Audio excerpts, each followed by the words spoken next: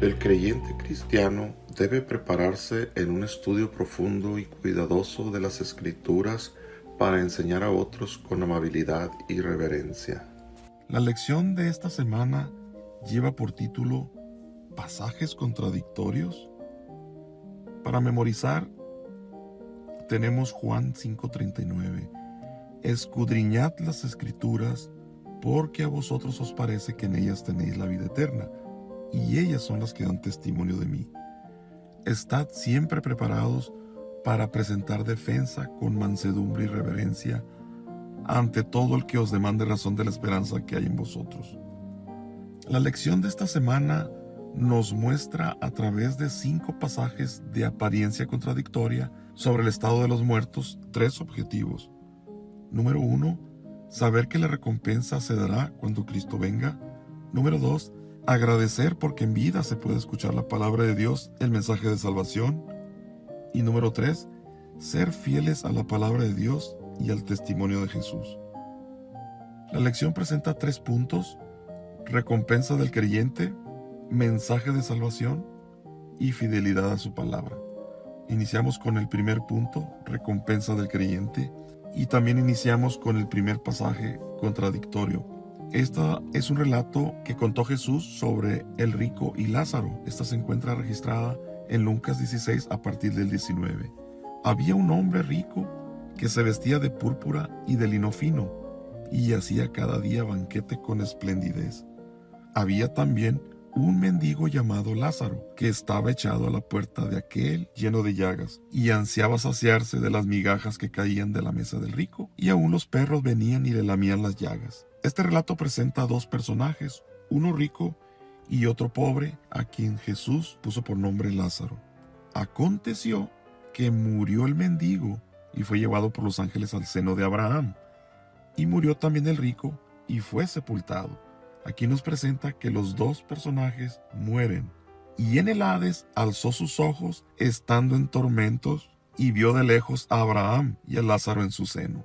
Aparentemente, cuando estos 2 mueren, reciben una recompensa. Uno está en el cielo y el otro está en el infierno. Pero, en realidad, este relato es una parábola.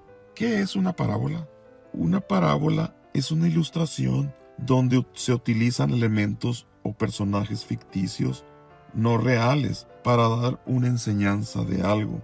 Por ejemplo, la parábola de la semilla de mostaza, la de la levadura, la de la perla preciosa, la del tesoro escondido y la del hijo pródigo.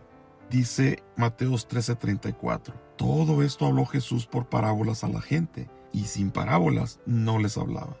Así que este relato del rico y Lázaro es una ilustración, es un mensaje que les está dando Jesús a sus oyentes.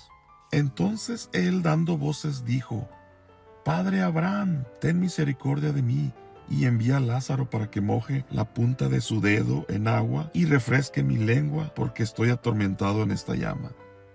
Si acercamos un dedo mojado en la punta, como el relato lo presenta, obviamente no alcanza a llegar al fuego, se secaría. Sigue diciendo: pero Abraham le dijo: Hijo, acuérdate que recibiste tus bienes en tu vida, y Lázaro también males, pero ahora este es consolado aquí y tú atormentado. Entonces le dijo: Te ruego pues, padre, que le envíes a la casa de mi padre, porque tengo 5 hermanos, para que les testifique, a fin de que no vengan ellos también a este lugar de tormento. El rico le está haciendo una petición al padre Abraham. Quiere que Lázaro vaya a predicarles a sus hermanos que siguen vivos, para que no vayan a pasar lo mismo que es que él está pasando. Y le contesta Abraham: A Moisés y a los profetas tienen, óiganlos. Él entonces dijo: No, padre Abraham, pero si alguno fuere a ellos de entre los muertos, se arrepentirán. Cuando el relato dice que a Moisés y a los profetas tienen, se refiere a las escrituras del Antiguo Testamento, es lo que está diciendo. Como por ejemplo en el camino a Maús, dice Lucas 24:27, y comenzando desde Moisés y siguiendo por todos los profetas, les declaraba en todas las escrituras lo que de él decía. Así que cuando habla de Moisés y los profetas, se refiere a las escrituras del Antiguo Testamento.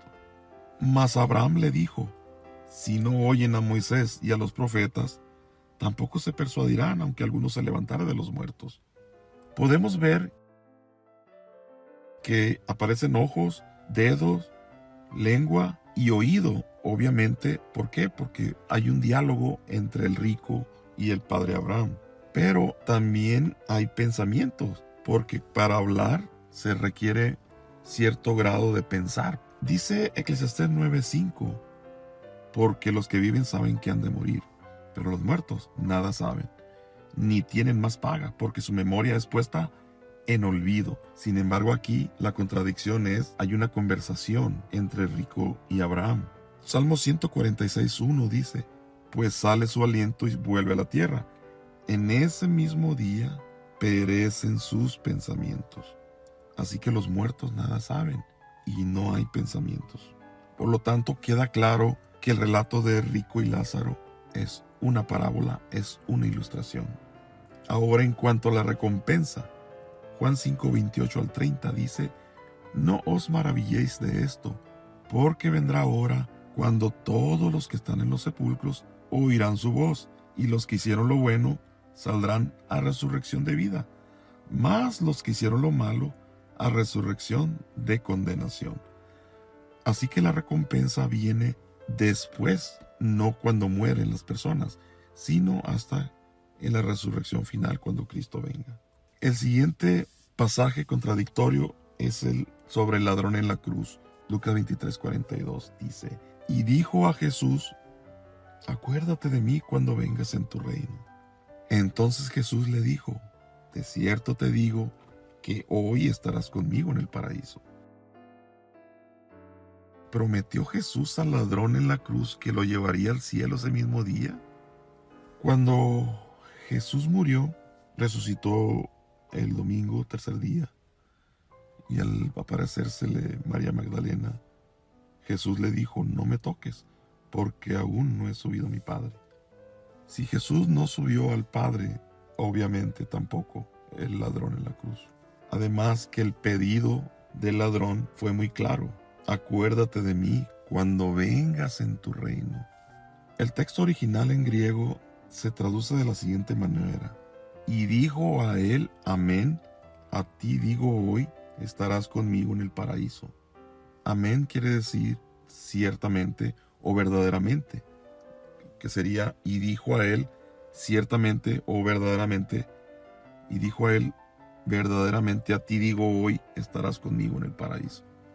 Por lo tanto, Jesús le estaba prometiendo al ladrón en ese mismo momento que sería salvo. Y el mismo ladrón comprendía la verdad bíblica sobre ese tema. Su pedido fue: acuérdate de mí cuando vengas en tu reino. Tercer pasaje contradictorio de Filipenses 1:23-24. Porque de ambas cosas estoy puesto en estrecho, teniendo deseo de partir o de morir y estar con Cristo, lo cual es muchísimo mejor, pero quedar en la carne es más necesario por causa de vosotros. Pareciese que el texto está diciendo que Pablo quiere morir para estar con Jesús. ¿Insinuó Pablo que después de la muerte su alma partiría para vivir con Cristo en forma consciente? El versículo no enseña que Pablo esperaba ir al cielo al morir, pues él mismo afirma que no recibiría su recompensa hasta la segunda venida de Cristo, según 2 Timoteo 4:8. En resumen, Pablo está diciendo que después de partir, lo próximo que Pablo sabrá es que Cristo viene en la nube de los cielos para resucitar a los muertos y así estar siempre con el Señor. 1 Tesalonicenses 4:17. El cuarto pasaje contradictorio es el que se encuentra en 1 Pedro 3:18 y 19, que dice: porque también Cristo padeció una sola vez por los pecados, el justo por los injustos, para llevarnos a Dios, siendo a la verdad muerto en la carne, pero vivificado en espíritu, en el cual también fue y predicó a los espíritus encarcelados. Los que en otro tiempo desobedecieron, cuando una vez esperaba la paciencia de Dios en los días de Noé, mientras se preparaba el arca, en la cual pocas personas, es decir 8, fueron salvadas por agua. Hay 3 absurdos de creer que Cristo fue a predicar de manera literal a los espíritus encarcelados, de acuerdo a 1 Pedro 3:19. Número 1. No hay una segunda oportunidad de salvación para los muertos. De acuerdo a Hebreos 9:27 dice, y de la manera que está establecido para los hombres que mueran una sola vez y después de esto el juicio. Entonces, ¿por qué Jesús les predicaría a quienes ya no tenían más posibilidades de salvación? Número 2. Esta teoría no concuerda con la enseñanza bíblica de que los muertos permanecen inconscientes en la tumba hasta la resurrección final, como lo dice Eclesiastés 9:5. Porque los que viven saben que han de morir, pero los muertos nada saben, ni tienen más paga, porque su memoria es puesta en olvido. Número 3. Si este versículo realmente dijera que Jesús, mientras estuvo en la tumba, bajó al infierno a predicar a los antediluvianos malvados, ¿por qué solo los antediluvianos escucharon el mensaje? ¿No había otros perdidos que ardían en el infierno junto con ellos? ¿Qué pasaría con los de Sodoma y Gomorra? La expresión encarcelados obviamente no se refiere a una prisión literal, sino a la prisión del pecado en la que se encuentra la naturaleza humana no regenerada. Romanos 6:22, mas ahora que habéis sido libertados del pecado y hechos siervo de Dios, tenéis por vuestro fruto la santificación y como fin la vida eterna. La predicación de Cristo a los antediluvianos impenitentes se realizó mediante Noé, a quien Dios instruyó divinamente. Hebreos 11:7, y se convirtió en un pregonero de justicia para sus contemporáneos. El quinto y último pasaje contradictorio que presenta la lección se encuentra en Apocalipsis 6:9. Cuando abrió el quinto sello, vi bajo el altar las almas de los que habían sido muertos por causa de la palabra de Dios y por el testimonio que tenían.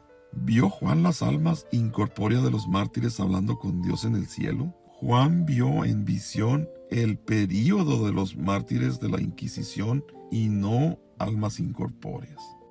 Así como la sangre de esos sacrificios se solía rociar alrededor del altar, así también la sangre de los mártires se derramó simbólicamente en el altar de Dios cuando perdieron la vida por permanecer fieles a la palabra de Dios y al testimonio de Jesús.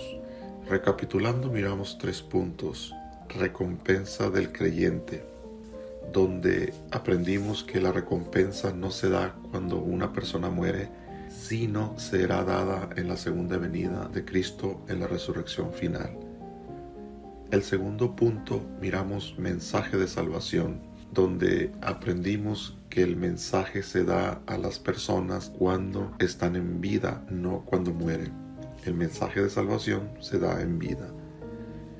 Y como tercer punto, miramos fidelidad a su palabra. Y es el último pasaje aparentemente contradictorio, Apocalipsis 6:9. Y aprendimos que las almas bajo el altar son simbólicas, como el libro de Apocalipsis está lleno de simbología. Pero sí nos da una enseñanza que debemos ser no solo conocedores de la palabra de Dios, sino fieles a ella, imitando a los mártires que fueron fieles a la palabra de Dios en la Inquisición. En síntesis, el creyente cristiano debe prepararse en un estudio profundo y cuidadoso de las Escrituras para enseñar a otros con amabilidad y reverencia. Termino diciendo, escudriñad las Escrituras porque a vosotros os parece que en ellas tenéis la vida eterna y ellas son las que dan testimonio de mí.